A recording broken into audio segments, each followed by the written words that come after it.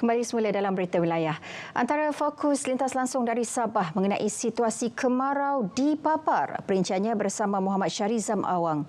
Silakan Ijam. Ya Zahira, musim kemarau yang melanda daerah Papar hampir 2 bulan dijangka berterusan sehingga hujung Mac. Cuaca kering dan panas yang turut dipengaruhi fenomena El Nino menyebabkan beberapa kebakaran selain menyebabkan gangguan bekalan air kepada hampir 50,000 penduduk. Ahli Parlimen Papar Datuk Armizan Muhammad Ali berkata, Jabatan Air Negeri Sabah telah mengenal pasti satu lokasi baharu untuk membina muka sauk bagi menangani krisis air tersebut. Justru beliau berharap kerajaan negeri dapat memberi pertimbangan khas agar projek ini dapat dilaksana segera sekaligus mengelak ia berulang. Perkara ini telah sampai kepada perhatian Yang Berhormat Menteri Kerja Raya merangkap Timbalan Ketua Menteri Sabah, dan saya juga akan membawa perkara ini kepada Yang Amat Berhormat Ketua Menteri.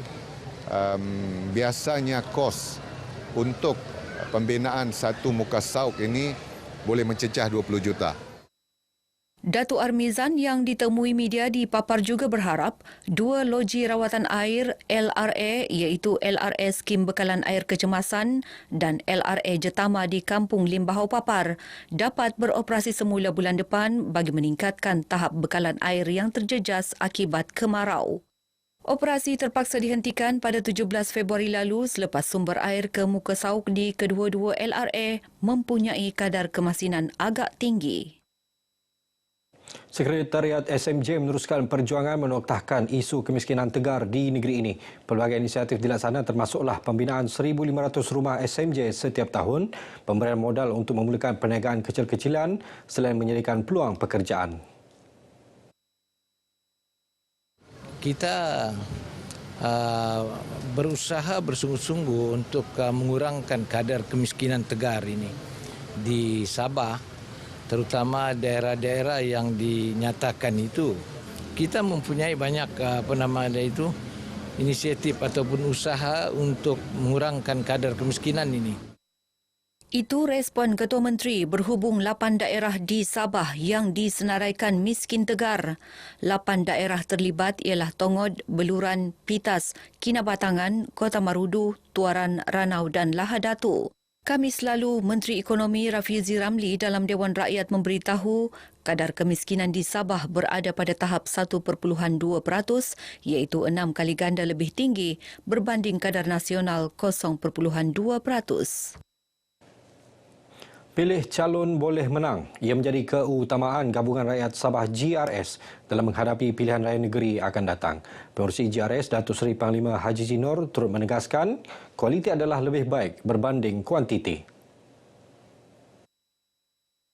Banyak lagi kerja yang kita mau lakukan, mau menyelesaikan masalah air yang jadi isu ini, masalah elektrik, masalah infra yang lain. Jadi saya ingat kita akan lakukan yang terbaik, pastikan semua proyek-proyek pembangunan ini dapat kita laksanakan.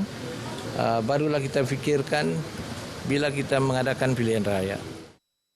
Beliau juga menggesa ahli parti untuk menjalankan tanggungjawab mempertahankan parti daripada fitnah dilakukan parti pembangkang.